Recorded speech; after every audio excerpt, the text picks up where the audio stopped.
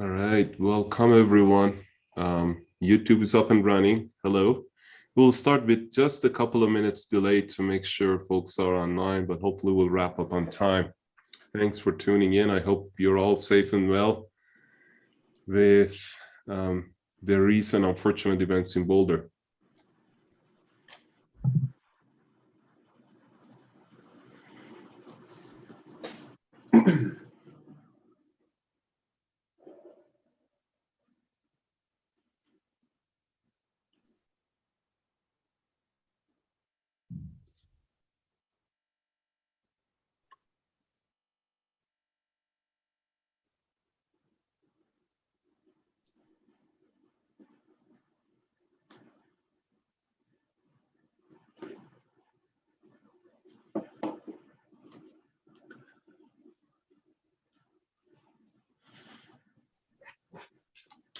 Okay, I think I'll go ahead and get started. Happy Friday, folks. Welcome to another installment of Geography Colloquium.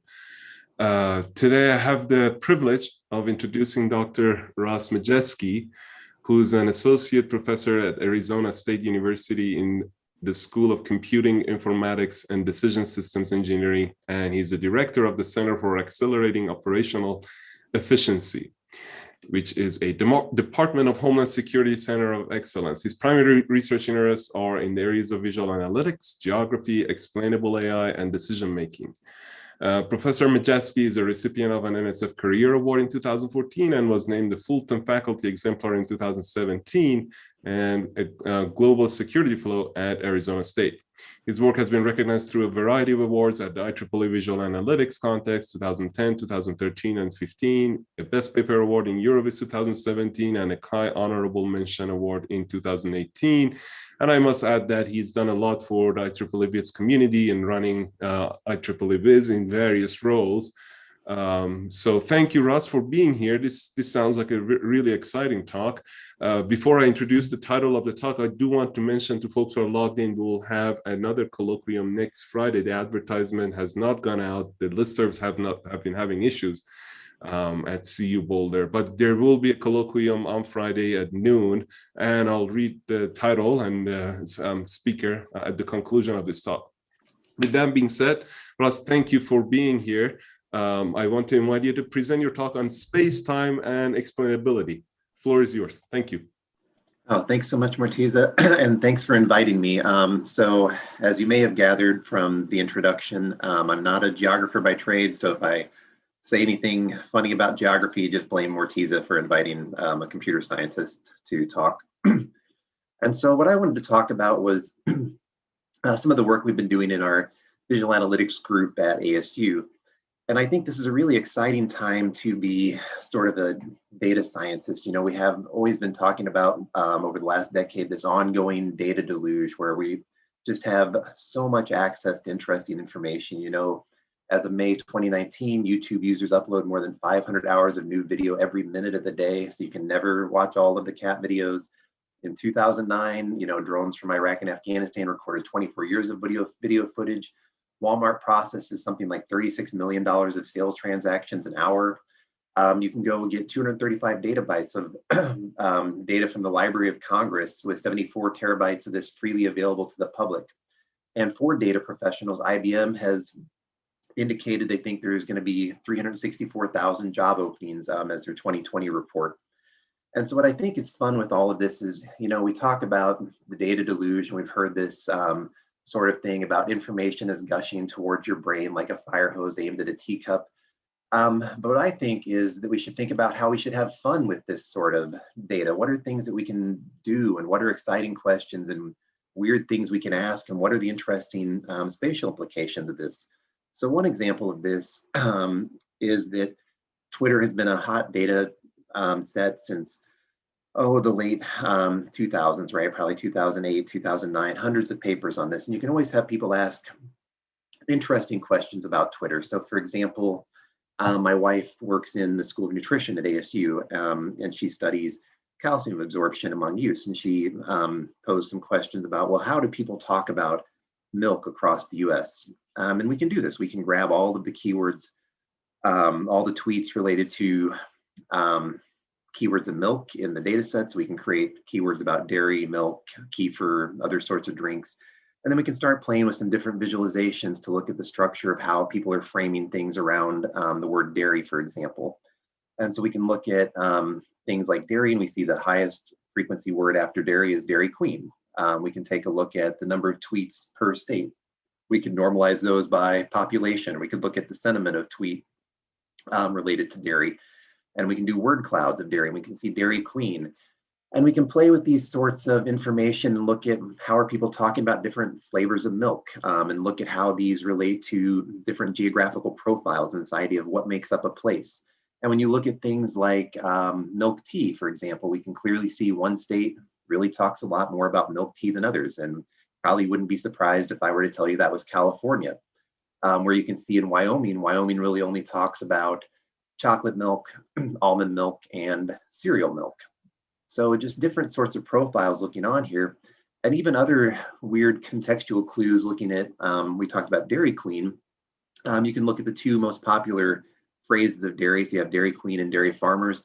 And you can see that for the most part, many states don't talk that much about dairy farmers. So you can probably start guessing that Ohio has quite a lot of dairy farms, Vermont. But what's interesting is you see Vermont doesn't talk about Dairy Queen at all. And if you go and further drill into that, you'll find that Vermont's the only state without a Dairy Queen, in fact. And so these are just some of the fun, weird questions we can ask in the data deluge and start making these visualizations and start contemplating what are some of the implications with these questions. And I think this is a really exciting opportunity to think about what other sorts of big data sets are out there. And so I work very closely with Dr. Ariana Middle here in the School of Arts, Media, and Engineering. And she's coined this phrase on urban climate informatics, where she's recently won her NSF Career Award focusing on this. And we did a lot of preliminary work thinking about how we could take large-scale data to extract urban form, composition, design, green infrastructure, and try to use proxies of these sorts of things from other data sets. And so primarily we gathered data from Google Earth and Google Street View, and then use computer vision techniques to try to identify different urban forms in these pictures. And those urban forms, we can then use approximations for microclimate calculations. So we can start looking at localized urban heat models, local and microclimate work, energy use of buildings, pedestrian heat stress, these sorts of things. And then she's built a whole sensor cart that she calls Marty that goes out and then verifies how close we are with our approximations. And this has been interesting because really there's a lack of this fine scale data to describe the form and function of cities. But now that we have cars going around taking pictures of all these things, you know, think about your Tesla car with all of its cameras going and collecting video footage. We now can help with climate modeling for local communities and municipalities. And so now it's really interesting to think about how can urban form and function be described from a human-centric perspective at street level for cities around the world. And so I sort of gave this away already, but scaling up using big data is we thought about using Google Earth for capturing what's called sky view factor. So we want to think about how urban infrastructure is described. And with Google Earth and a virtual camera tour along a predefined path, we can sort of get this 5-meter spatial resolution. We know the camera height, the view angle. We know which directions the screenshots are taken in. And so we can take these images for these cardinal directions and map them into their sort of coordinate system, transform this into a hemispherical projection, and then apply computer vision techniques to extract the number of pixels of sky that are being shown. And this number of pixels of sky in the image can be directly related to what we call the sky view factor. And the sky view factor is the fraction of visible sky that can be viewed from the ground up. And this is a commonly used measure by urban climatologists to quantify how open an urban site is. So you can imagine if you're in a dense urban canyon like New York or Chicago, and the buildings go up above you, you know, you'll see much less of the sky. And sky view factor has been strongly related to urban heating. This influences the amount of incoming and outgoing solar and terrestrial radiation. Low sky view factor reduces the long wave radiation loss at night and reduced short wave gain during the day. And this is strongly related to how Dr. Middle's sensor cart, Marty, sees the world. And here at the bottom, you can see some of our pictures from different cities across the country. and when we're transforming these into those hemispherical projections. And you can see sort of the different amounts of sky view factor based on these different sort of urban settings and forms. And so we can start creating maps of different cities and comparing different urban functions. And Dr. Medell has a bunch of follow-up work on this, comparing different cities across the globe. And here, these are high resolution sky view factor maps for Phoenix. So the darker red means low sky view factor. So those are our downtown urban corridors in Phoenix. And the light blue, you're starting to see the suburban sprawl. So lower buildings and those sorts of things. And what's interesting with this is then we can start thinking about how we can use these sky view factors for other sorts of urban planning things. And we start asking questions about humans' thermal comfort levels. And so there's equations for calculating thermal comfort where we are looking at this radiation balance. So we know the direct incoming solar radiation because we know where the sun will be at any given time of the day. We can calculate those angles of ray. We can look at reflected shortwave radiation, diffuse solar radiation. And from all these approximations, we can get the mean radiant temperature. And this means how hot do you feel as an individual based off of all the radiation coming from the surrounding environment. And Rayman is a software that can calculate MRT from these fisheye photos. So we combine this now fisheye photo view with the Rayman software and then validate our results with her sensors, the Marty cart around the city. And then we can start taking these sorts of sky view factors and mean radiant temperatures, and we can ask interesting questions about urban planning. So for example, here on my map, this is a satellite image of Arizona State University's main campus. The Brickyard building is labeled in the upper left there. The Memorial Union's the bottom right. And one obvious question is, well, what's the best path to travel from the Brickyard building to the Memorial Union on a hot July day in Arizona where the temperatures are above 110 degrees? You want to try to walk in the shade. And you may say, well, I'm willing to spend an extra 2 seconds, 3 seconds outside if I can get more shade on my route. And so you can start creating these optimization functions for given a time of day. We know the sun angle, we know the sky view factor. What path should I take? And you can sort of see over here in my map, there winds up being 2 different paths you could take to the MU depending on the time of day for your sort of shade structure. And these paths would just be a couple seconds difference in terms of their calculation. But I think what's fun with this is we can also identify some of these places where we have no real heat coverage. And so we can start thinking about these places and concepts for urban planning.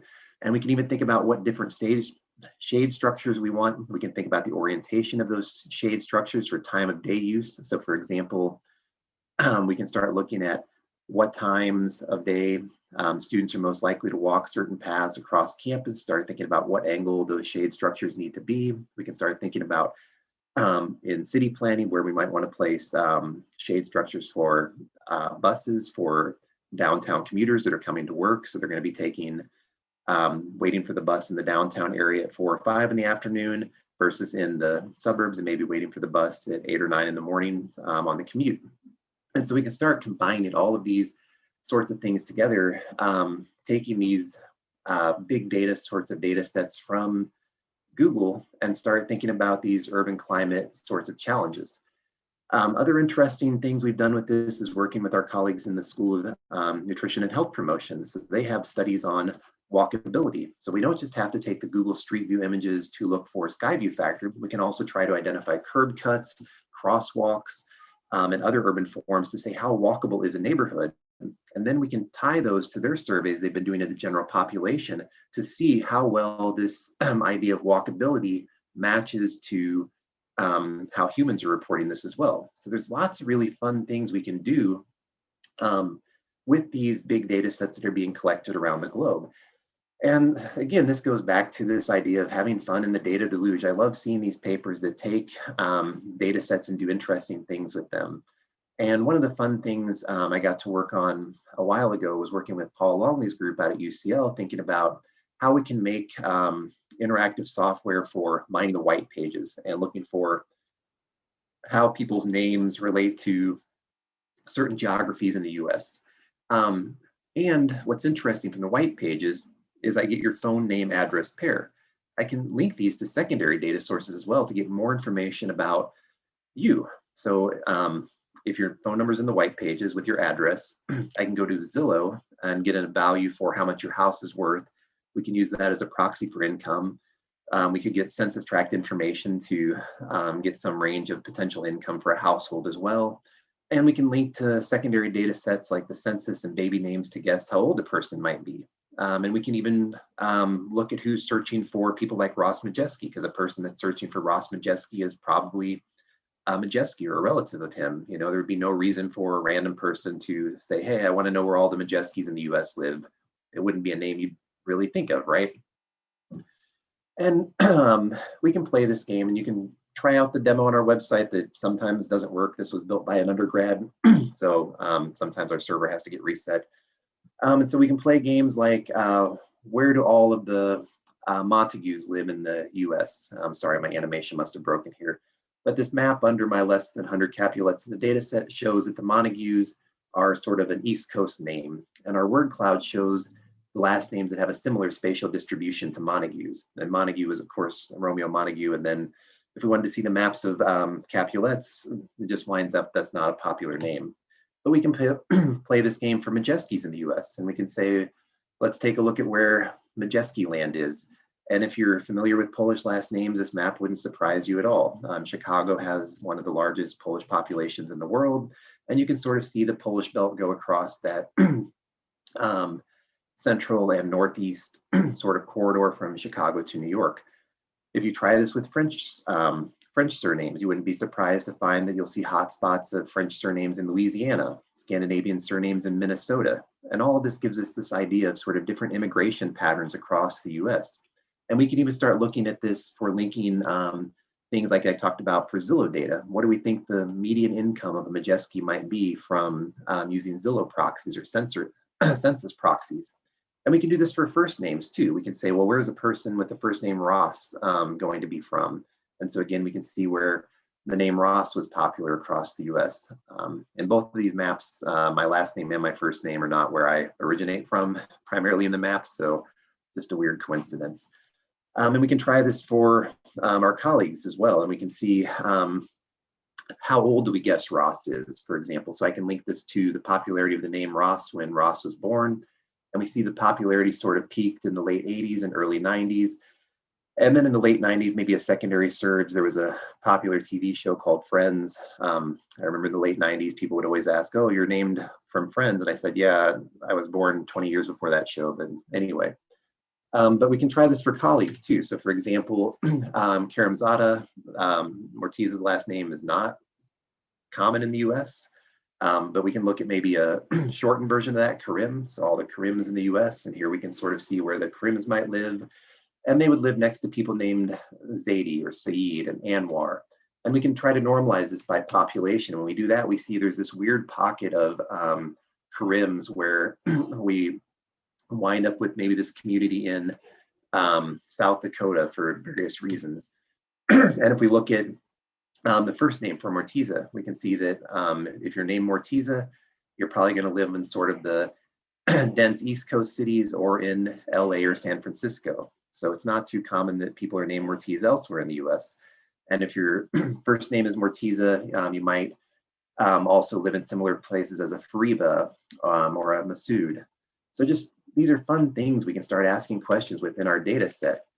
And with all of these, what I tend to do is I spend a lot of time playing with kernel density estimates. And some of our new research, we've been trying to think about, well, what are some of the visualization techniques that people have been using to extract hotspots using what we call scalar field topology.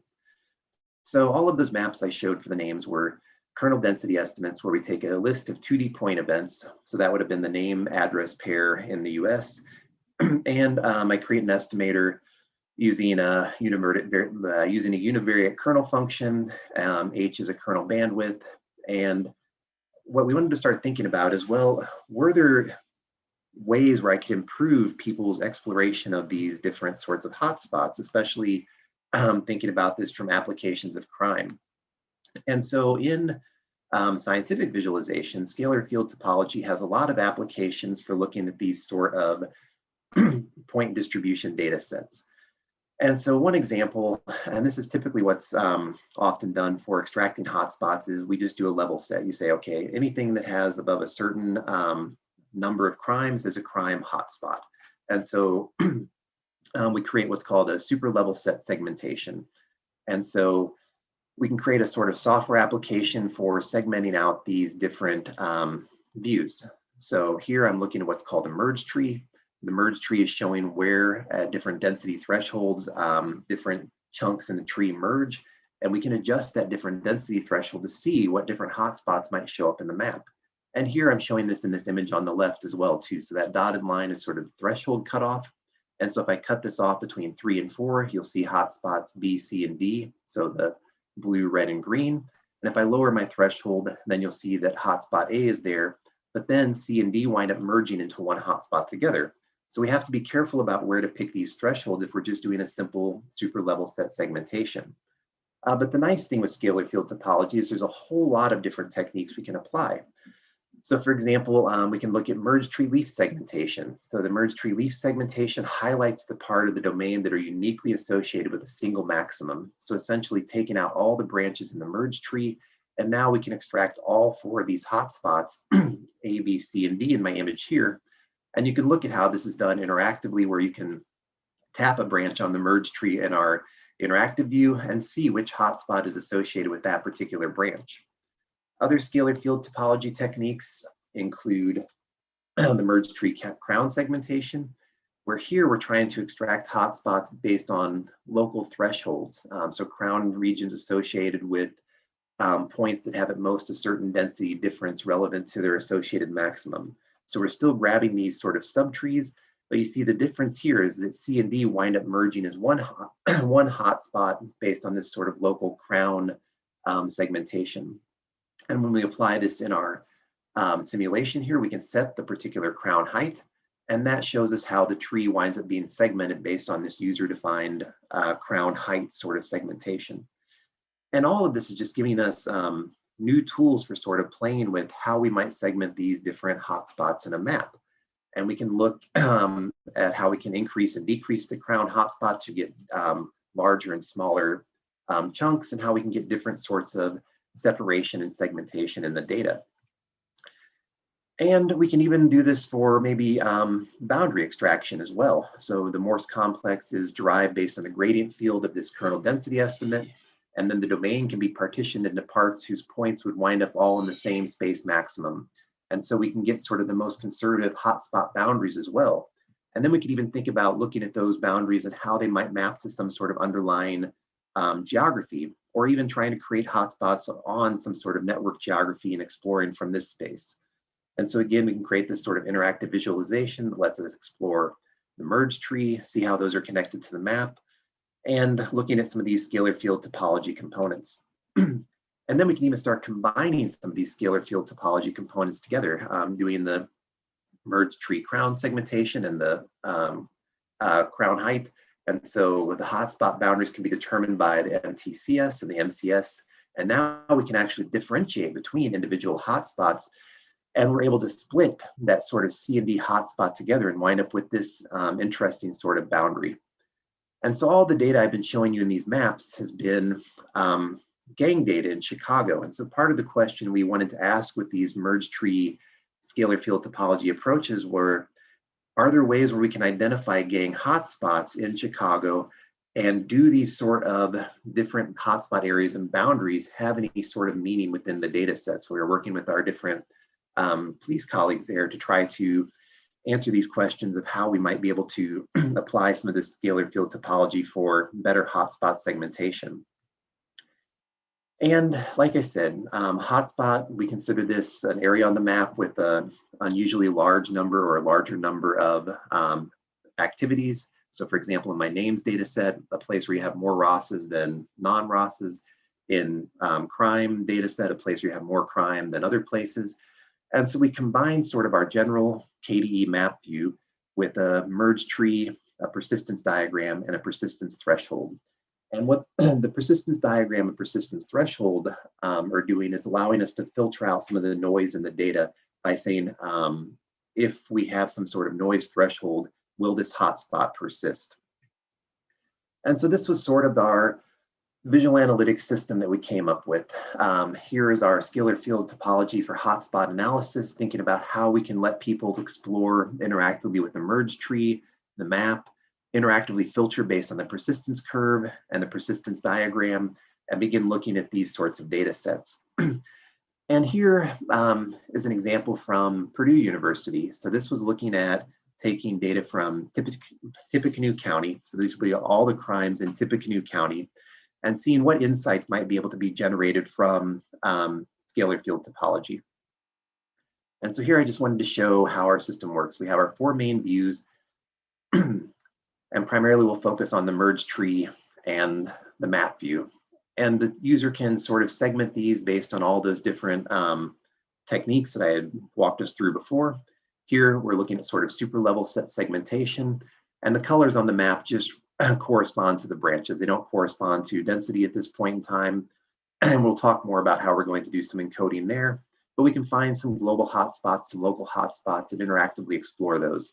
If we look at the leaf components of the data, we can see where those leaves connect to the different hotspots, but we can also see that there were a few crimes in the north sort of part of the map that wind up being just noise. And so if we change our persistence curve, we can sort of filter out some of those noisy areas. And what we can then start doing is saying, well, why don't we color the hotspot by the largest crime type in a particular area? And I think what was really interesting about doing that is, let me scroll back for just a second in the video, is once we colored our particular area by crime type, so we see that we wind up with a split right down the river here in Purdue. And for the police officers, it's very well known there's a hotspot on campus and a hotspot in the downtown area, and they have a very good idea of what makes up those hotspots. But normally, if you're just plotting the density, you have to then further drill into the data. And what we liked about this is once we color the hotspots by maximum crime type, we can see that the majority crime on campus is a completely different type of crime than on the downtown area. And we get this nice split automatically without having to sort of do any further investigation. And we can have the user click and interactively look at the different profiles and create pie charts of the different area to compare sort of the distribution of all crimes within a particular hotspot. We can let the user select how many categories they want to visualize and then merge all the lower ones into other. And we can sort of see the green category of theft is more common in the downtown area, where by campus we have a more even split between drunkenness and theft. And so we can start playing with all of these different types of scalar field topology applications and start seeing how this might inform our understanding about geography. Here we're looking at the crown value and how we can adjust this by dragging the crown handler. And so we can interactively explore these. Here, the highest hotspot is dominated with dark blue drunkenness. And the crime distribution of the hotspots is going to be updated as we shrink and merge our sort of area of the contours. We can also color by branch ID and show the partition of the map. And we can look at each of these different partitions and see if there's differences in crime. But once we overlay that sort of crime majority, we can see how these different things split up. And so we can use this system to get detailed views of hotspots independently of the filtering level or crown. And this just provides us with another sort of set of tools in our tool bag for exploring some of these kernel density estimate sorts of surfaces that are so common in geography. So in terms of learning something new about the map, I don't know that our police colleagues learned anything new, but what was nice about this is that by doing this sort of merge tree segmentation, we created a map immediately that matched their sort of expectations of, yes, these are the two hotspots, these two hotspots are different, here's the majority crime type, and we're able to sort of really automatically extract a lot of that information. And we've been playing with thinking about, well, how else can we use these sorts of spatiotemporal distributions, and what are even some unique and novel visualizations we can try out? And so here I'll show an example of a visualization that we played with that didn't wind up quite working so well, but it's always useful to show some different examples of things we tried out.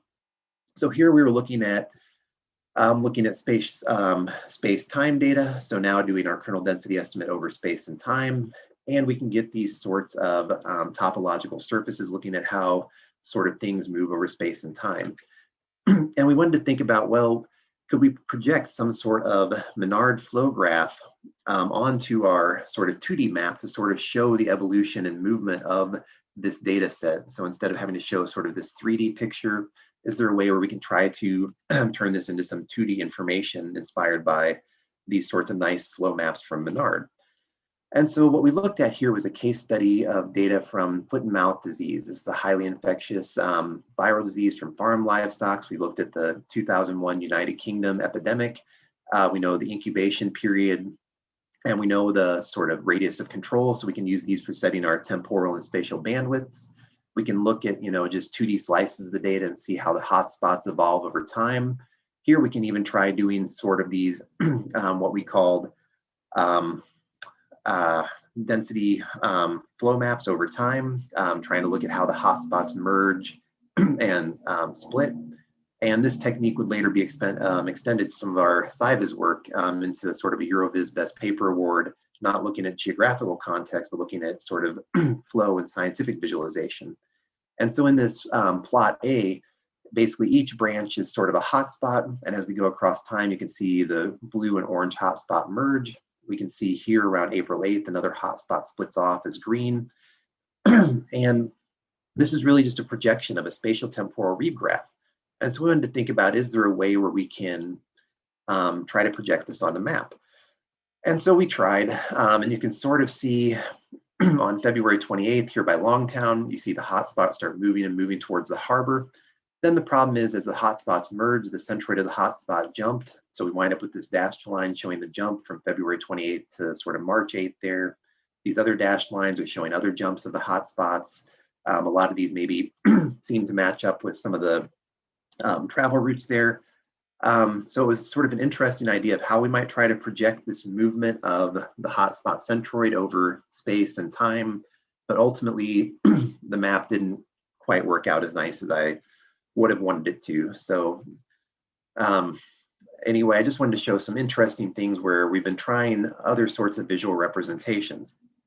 Maybe some of the more successful ones we've had have been thinking about doing some weird sort of stylized information visualizations. We called this bristle maps, where we encoded data to both color, length of line, and orientation on the road. So we could try doing sort of a multivariate map where the length of the line here was related to theft. The color of the line was related to the number of vandalisms in an area. And we even extended this to map to sort of orientation on the map to be daytime and nighttime and looking at different patterns. We played a lot of different games of how we might stylize maps. So taking those ideas of those really cool typographic maps that you've seen, how can we, instead of doing those by hand, can we auto-generate these sorts of things? And we worked out an algorithm to automatically generate these, became nice. And then even started thinking about, well, how can we extend this to encode information? So we would do things like cluster different tweets in an area and then take out the text and try to group those in a way that would map to different clusters of Twitter discussions on the map, and doing these sorts of typographical expressions, I think, worked out quite interestingly. And that wound up being one of our honorable mention contributions at Chi. And so we've been playing with lots of different ways of thinking about how we can take visualization techniques like scalar field topology and applying these to geography, as well as thinking about, well, what are some ways we can maybe automate some of the geographic techniques like typographic maps, and how can we extend those to show other sorts of information? And I think that's what's really a lot of fun about visual analytics. We're trying to take this idea of converting data into insight, and visual analytics uses advanced analytical algorithms combined with interactive visual interfaces to help users explore data and analyses. And you can see from our group, we've had a lot of work on creating sort of different visualization applications. So a recent project we had working with Tony Grubasek was on, can we help create response tools for oil spills? So we now have HPC simulations of blowout models for oil spills. So if a pipe bursts in the Gulf of Mexico, There are computational fluid dynamics models that run on HPC clusters that can show you where that oil is going to go. Then based on wind, ocean currents, and these things, you can watch the particles float and beach. Now you also have information about the boat ramps and the boat availability and the cleanup for infrastructure. So you can start combining this model of oil spill with this resource allocation model for boat cleanup. And then we can start comparing different profiles of cleanups. You know, what if I have $1 million for cleanup? What if I only have $500,000? And what's the trade-off between spending these? And also the optimization problem also becomes a public policy sort of problem too. So the optimal cleanup may not be the optimal public policy cleanup. You know, you may be able to clean up 90% of the oil spill, but if the 10% you miss hits this critical area, that may have been the place you wanted to target, and you may wind up with a worse cleanup, but a better public perception of the cleanup. And so here's just a video example of our interface for this. Here we're looking at sort of the flow of the oil spill from the HPC model. We can compare different cleanup portfolios. We can look at oil that's surfaced, oil that's still underwater. We can look at the cleanup profile over time, and we can also compare how much money we're going to spend and where the different oil spills are going to be beached. The next stage of this would be combining them with some underlying economic models to look at impacts of oil spills to various communities along the coast and looking at vulnerabilities and resilience. Now, what's fun with all of this is thinking about how we can combine all of these different data sets and models together. And part of what makes geography interesting is we always have this idea maybe that there's something inherent about a place, you know. So we take this notion of a place and we want to be able to define what makes Phoenix, Phoenix, or what makes Boulder, Boulder. And that becomes a little bit challenging. And so we create you know, geographic models and then start reasoning about what are the results of these local intercepts and things. And one common approach here is to do, you know, your ordinary least squares or your geographic weighted regression or your MGWRs. And so what we wanted to start thinking about is, well, how can we help people run things like an MGWR model and be able to sort of try to explain results of the outcome of the model, as well as explain things about the places, as well as then take this sort of analytical process and be able to author these reports about your relatively complex quantitative geographic assessments. And so we've been working on creating a tool that we call GeoExplainer. And so GeoExplainer lets you build GWR and MGWR models. It reports on different diagnostics of the model. Here I'm showing you the diagnostic panel, showing you the R squared, adjusted R squared. We can look at the local diagnostic indicators. So in this example, I'm going to talk about is a model from Stuart Fotheringham's group looking at MGWR model for the 2016 election results. And he had published a paper on these results. And so we worked through them with their group, talking about how we might use this sort of GeoExplainer tool. And so they're trying to model the percentage of new people that are going to be registering as Democrats based on gender ratio, percent African-American in an area, percent Hispanic, percent bachelor degree, income, age over 65. And so they take all these different variables and put them into their regression model. And what we wanted to do is create some sort of text template to start trying to explain what the results of the model were. And so here we can say things like the spatial distribution of the residuals for this global ordinary least squares model. We can tell people about the expected value of Moran's I. We can give indications about the p-value and even say things like the residuals exhibit strong spatial dependency. And then we can start even talking about spatial relationships. And all of this text has been automatically generated through templates. I'm not saying it's perfect. This is sort of an early preview of some things we're doing.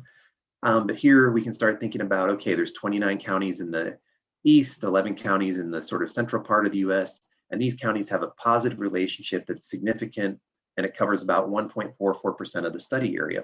And here we're looking at people that are, we're looking at the variable percent age between 18 and 29. So these are, so the shaded communities now are communities that had a statistically significant impact on the results in the MGWR model.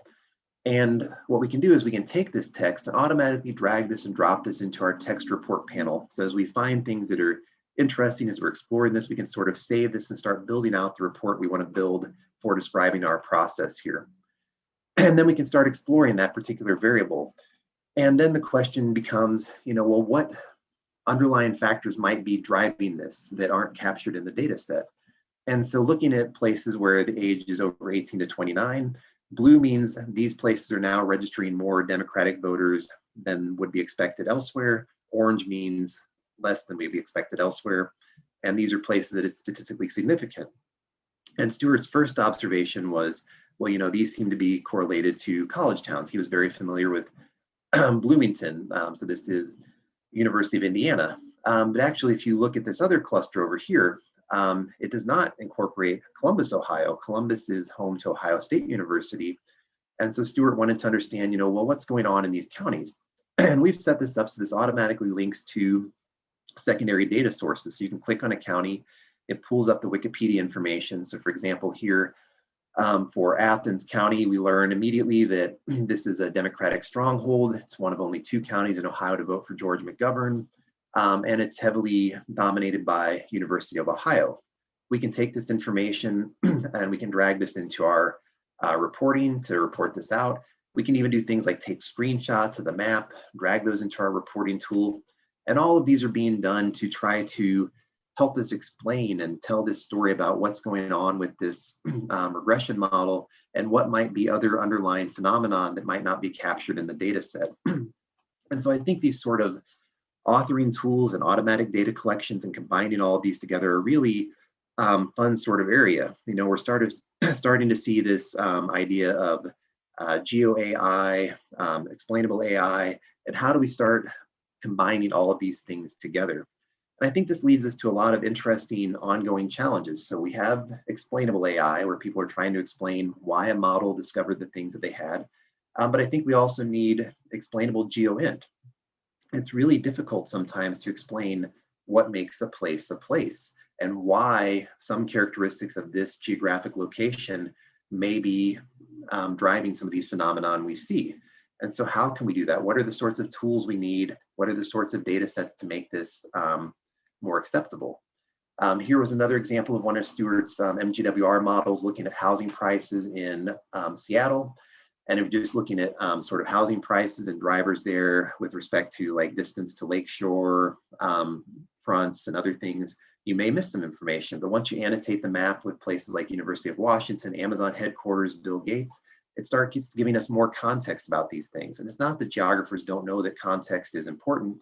It's more a function of how can we help the computer learn and grab this context in a maybe not completely automated way, but how can we help support this analytical process faster? And we've tried this in previous work as well, working with political scientists on taking news articles from around the country, around the globe in this case, looking at the armed conflict location event data and looking at sort of climate crises in the data set and building time series models to see what drivers of different events we might be able to find, and letting them sort of interactively search different articles and annotate on the visualization what articles they thought were the most important during their analytical workflow. And so this idea sort of has led us to start thinking about how we might be able to do this more automatically to help bring in AI and support this sort of geovisual analytics process. And likewise too, we want to think about how can we open the black box of a model to improve saliency. With tools like PySal, anybody with a little bit of Python knowledge can run an MGWR model. It doesn't necessarily mean that they should. I can dump garbage in, garbage out, and then you say, oh, well, MGWR told me there's a hotspot here in this area for my regression model, and so I'm interested in understanding this, but it may be nonsensical. So, thinking about this idea, we have AutoML for having people put in data sets, and machine learning automatically figures out sort of how to curate the data and what machine learning algorithms to run. Is there some idea about this for AutoGeoInt? And then, used to in visualization, the question I would always be getting from people is, I want the Minority Report software. I want to be able to pull up my data and manipulate it and wave my hands and have this cool touch interface.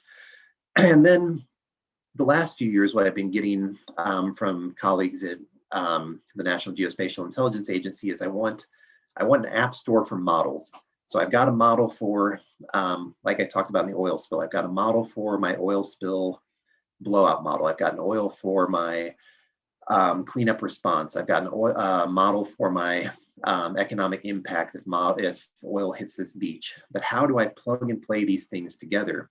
And how can we better enable these flexible combinations of models? And right now, that's still really difficult. And what if this combination is done by planners versus by the modelers? How much domain expertise do you need to have? How can we support this to ask more interesting sort of policy questions? And we've been playing with these ideas in our Infuse proposals. We won an NSF Infuse Award, I guess about 4 years ago now, looking at how we can build flexible model compositions and visual representations for planning and policy at the sub-regional level of food, energy, water nexus in Phoenix. But it's been hard. I won't talk too much about that project, but I think this is a really exciting challenge area of how can we take these geographically referenced models across different domains, and how do we link these together in a meaningful and intelligent way that maintains the saliency, credibility, and legitimacy of the modeling process. And because these complex systems of problems can be thought of networks, are there new techniques that need to be developed to represent these complex system networks to the stakeholders? And how do we identify and visualize potential cascading effects of policy decisions in these complex networks?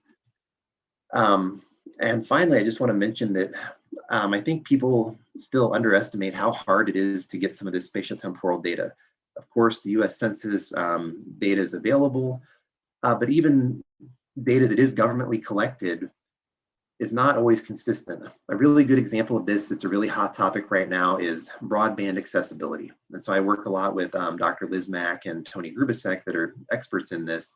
And part of the challenge is the way broadband data has been collected, you have to sort of have intimate knowledge and have read all of the metadata about this Form 477. So from 2008 to 2010, the FCC collected information about the number of holding companies for a broadband provider per census tract using 2000 census geography, but they suppressed the information. So if you had less than 3 providers in a region, it would be suppressed to a count of 1.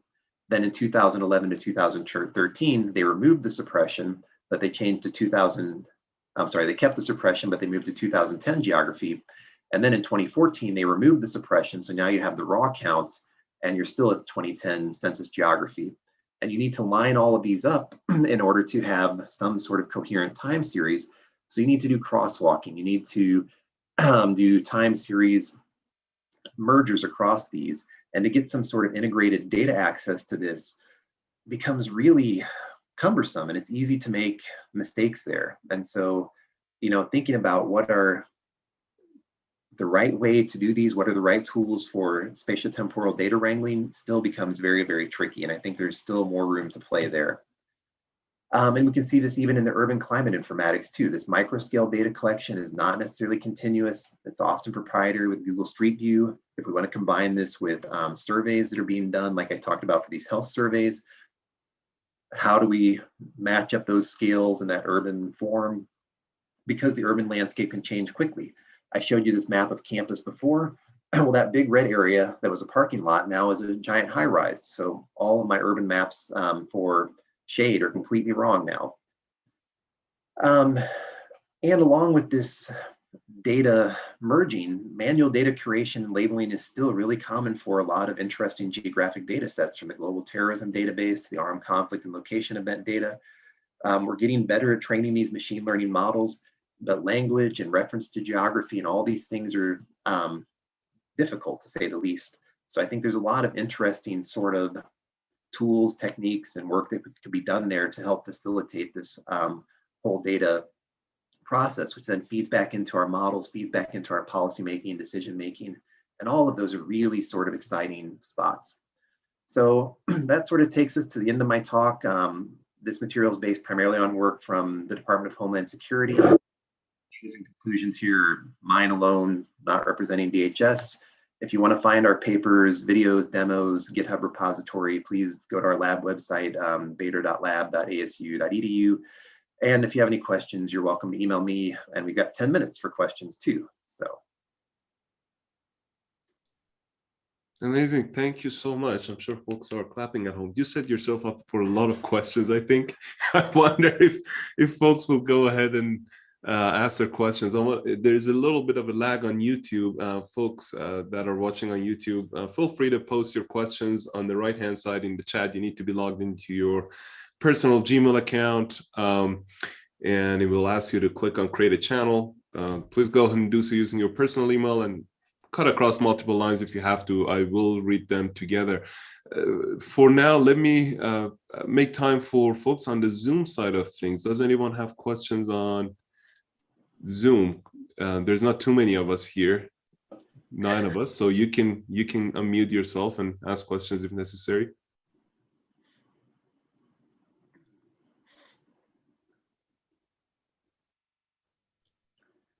Great, that was perfectly clear. All right. Yeah, so for now, oh yeah, it was just so much. I think, I was thinking as you were presenting, for instance, for the Hotspot tool set and the algorithms, we have a lot of physical geographers who always struggle with saying, well, what is a valid hotspot? What is a valid cluster, so to speak? Cluster what with what in what regional scale? And we usually, what I see is, off-the-shelf algorithms, unsupervised, and maybe a little bit of diagnostics, maybe not, but I can see a lot of connections.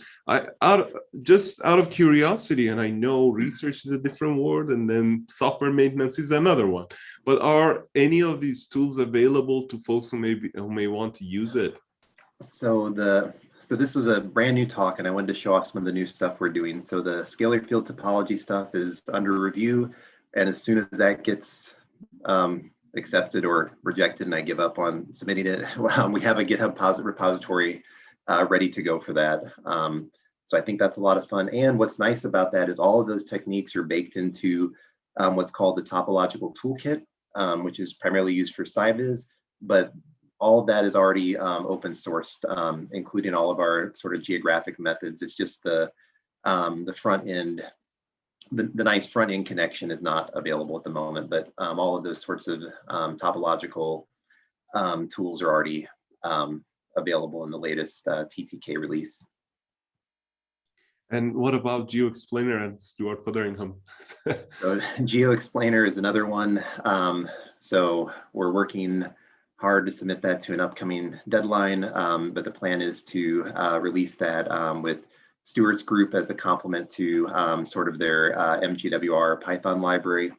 So while you can use GeoExplainer to build out your GWR and MGWR model interactively, and I didn't show that part, you can also build your MGWR model in Python and then import all the results there. Because the other options right now are you take your MGWR results from Stuart's group and you need to load them into something like Tableau or Arc. And then if you want to link further to like Wikipedia, then you need to say, okay, I see this county is interesting. Now let me go to Wikipedia or wherever and find information about that and sort of record all of this. So the main, I think, niceness about GeoExplainer is really sort of this authoring tool, and further down the line, the idea of how can we automatically or semi-automatically help pick out pertinent information to give a definition of what makes a place could be really exciting. So not just linking to Wikipedia, but thinking about, could I link to Twitter, Reddit, other sorts of local news media to give some flavor of what makes this place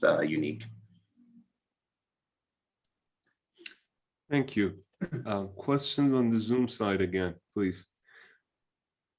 I can ask questions all day. Just for the sake of, I mean, I see some folks on the call who are more on the critical side of things, so I'm going to put you on the spot. This is a difficult question, and we in GIS we come from a lot of GIS analysis. We're actually influenced by crime analytics early on, and one challenge is always, well, where do you get the hotspots created on the map where there are more reports? And usually the way policing works, well, let's send more patrol cars there, so therefore more reports, and it's more of a loop. And again, I understand the examples that you showed are more like gang activity and so on, but have you had thoughts about how to mitigate that, or at least try to minimize that kind of effect? So that always, yeah, that's always sort of in the back of our mind. And I think what's nice about some of the scalar field topology work is it allows you to also pull out some of these smaller localized hotspots that may get lost in the noise of just doing a straight threshold cut. So that's what we were trying to look at there. Now that doesn't solve the problem of, okay, I've identified a hotspot, let me send cars. Okay, there's a car there, they saw more reports, so now you sort of amplify this signal. But it also is sort of a weird problem, right? It's a chicken and an egg problem, right? If you're getting more calls about violence in the neighborhood, of course, you're going to send more cars there, so you're going to generate more reports, and I don't have a good solution for that, but that is a very fair criticism. Well, that is a very difficult question. I said it off. No, it has been a challenge, and I've seen a few recent articles, but you know, Martin O'Malley, I believe, he was always an advocate of using GIS for crime analytics, and it's interesting to see both sides. And I think that's where it's really exciting for this idea of explainable AI. So, you know, we've had tons of these algorithms now for crime prediction, but we're seeing issues of fairness in those, and bias, and looking at recidivism rates and these sorts of things. So being able to explain what's really being done in those algorithms, I think, becomes really a new critical question and interesting avenue for geographers. And I agree. I think visualizing context is also very important. That part of what you're doing in really defining the place, not just the spot, not just a color on the map, but what's really going on behind that color on the map. What's the history? And then again, I have so many little technical questions, but I don't want to bore people with those. I have one question. Sorry, just a comment. All right, thanks, Tim. Thanks for tuning in. This has been a difficult week. I want to thank everyone who has logged in and tuned in. This is a weird Friday between Wellness Day and the weekend on a really terrible week for Boulder. I do appreciate you participating. Last question, and you totally identified me in not living in the right place. I shouldn't be in Colorado, but so do you in terms of when you looked up your names and history of your name and where you were, the map didn't really show where you were coming from. The same with my name. I guess one of the challenges that we constantly have, both in visualization and geography, and it's been an old one, is normalizing, let's say, by population. So you don't just see the population distribution dynamics, but something more interesting. I wonder, but in that context, how you solve that problem, if at all. Sure. So with the name data, what I can do for normalization is I can create a density estimate where I just take everybody's name in my data set, and that gives me sort of my denominator. And then I can do the numerator, where it's the total number of Mortises in an area divided by the total number of everybody else in an area. And so in that way, we can sort of normalize a little bit easier. But you're right, it becomes really challenging. And I think this is, again, where, I've seen people talk about data wrangling, but I don't think I've seen a data wrangling tool that handles some of these intricacies of geography very well, where, the intricacies of crosswalking, where your underlying sample area changes and you can't easily, so this goes back to the broadband providers. So if I have two census tracts, right, and I have 10 providers in each of those census tracts and they merge and split, there's no way of knowing which of those 10 split into the new track, so I don't know. These become, I think, really fun and interesting questions on the computational side. Yeah, and again, this is something that even I struggle with, depending on the context, and I appreciate the insights. I do not see questions on the YouTube side. This talk will stay online. Dr. Maciejewski has agreed that this will be online on our YouTube channel. And you have his email address? and he's made himself available. I want to thank him again for this great talk. I do want to say we have a talk by our own install faculty next week, how forests influence and protect snow water resources. A very different talk next week, Friday at noon Mountain Time. So we'll see you next week. Ross, if you don't mind, stay online, but I want to wish everyone else a safe and warm weekend. Enjoy and see you next week. Thanks, everyone.